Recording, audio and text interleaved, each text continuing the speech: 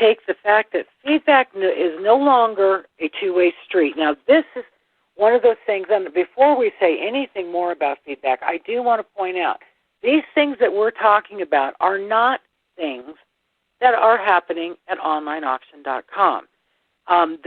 This radio program, which does promote onlineauction.com, just so that there's no question in anybody's mind, we're going to tie a lot of these in together, and if I forget somewhere along the line, for everything that we go over tonight, there is a tie-in to what we do or what we do not do. We do not have competition. Our sellers want the other sellers to succeed.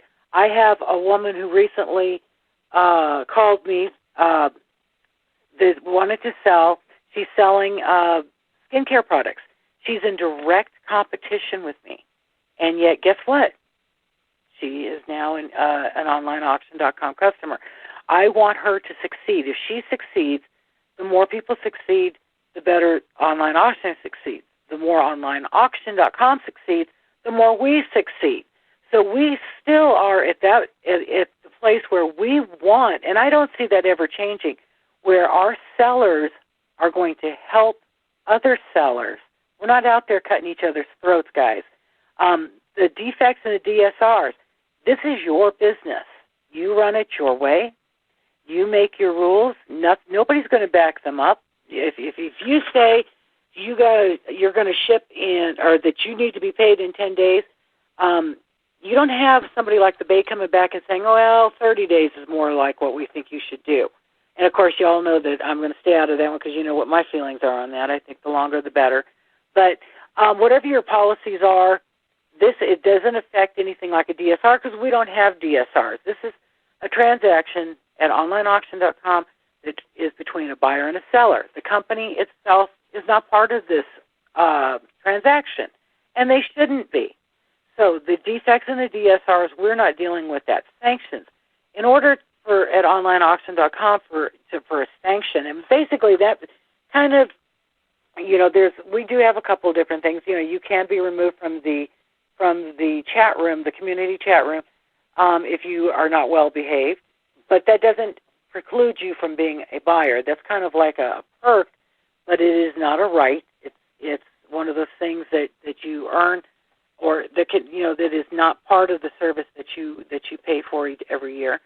So that's the first thing that would be happening. And then sanctions, if you are a bad seller or a bad buyer, you will be removed. But you have to earn that. I mean, that's on you. That's not on anybody else. That's not on your competition doing it to you. That's on you doing it. Okay? So I want to go with that. Well, we're on to feedback here, which is where we are now, Rich.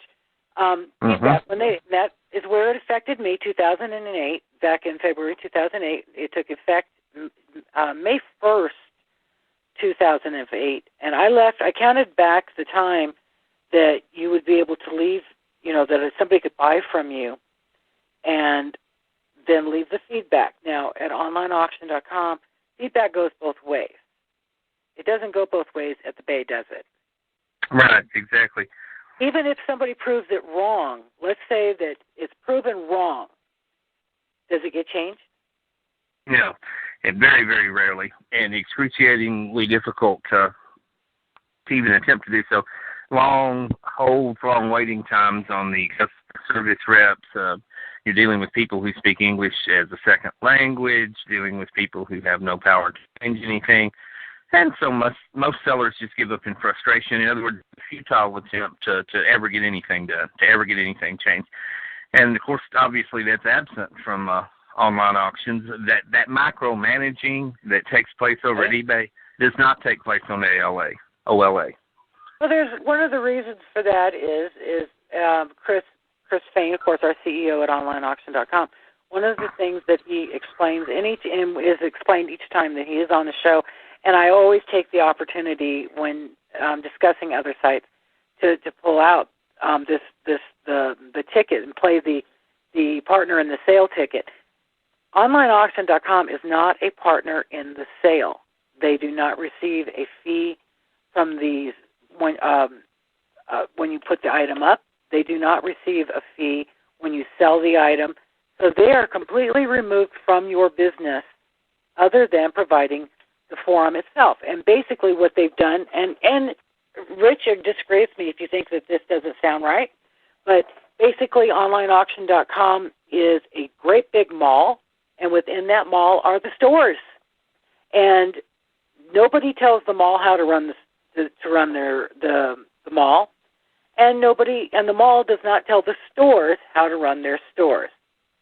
I mean, can you imagine the mall administration coming into the Levi Strauss company that is, that's running a space and saying you can't do this? That's ludicrous, and we feel that .com.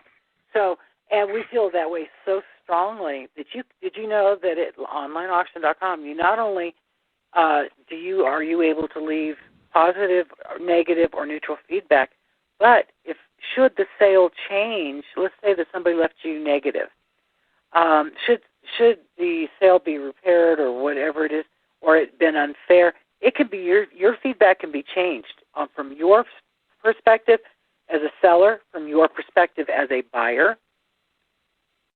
Both ways. It goes both ways. So if you think your competition is going to come in there and let you have it, it's like it's going to be fixed.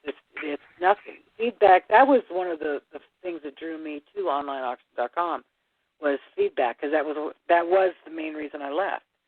So I just know that at eBay, that I know that trying to get a feedback change, even when you're in the right, it just doesn't happen. As a matter of fact, now, not only, there's buyers who hold sellers hostage with that feedback. Absolutely. It's called feedback extortion. Absolutely, that takes place.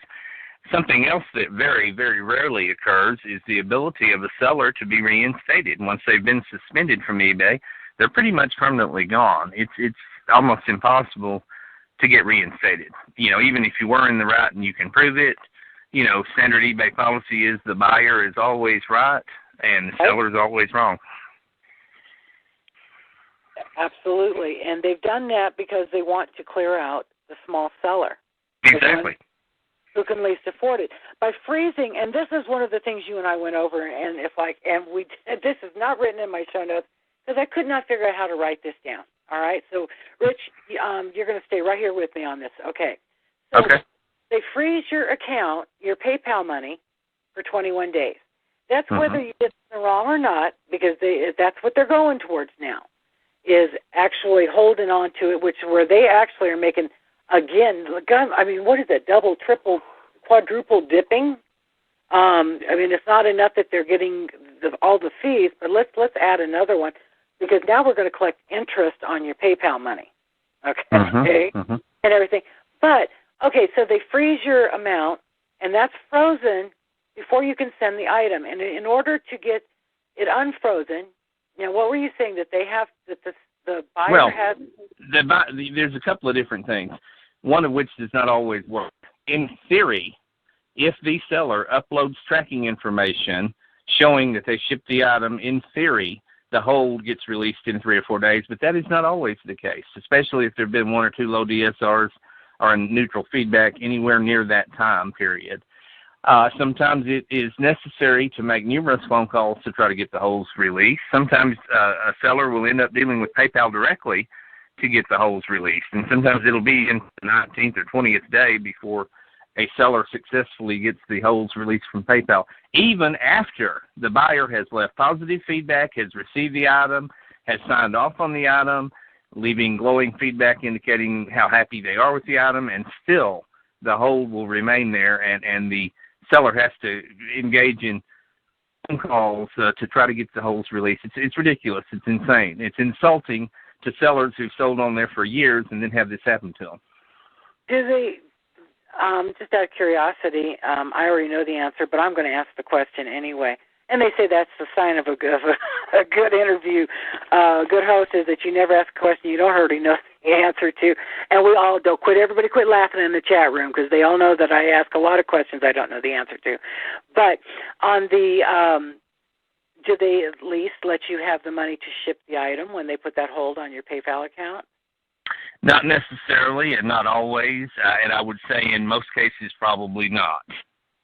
So you don't have the money to ship the item. You just sold your item.